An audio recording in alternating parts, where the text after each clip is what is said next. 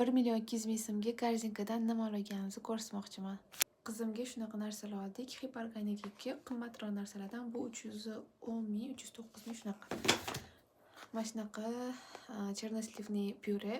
Kim u farzandini ichi qotayotgan bo'lsa, shundan berib ko'rishni tavsiya qilaman. Undan tashqari mana bunaqa kash oldik.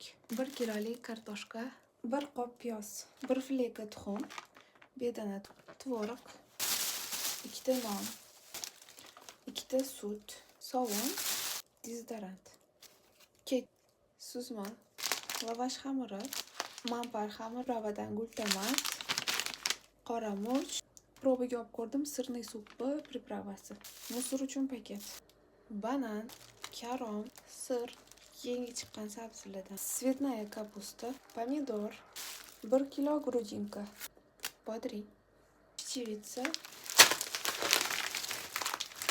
горох, grechka, tomat, nok,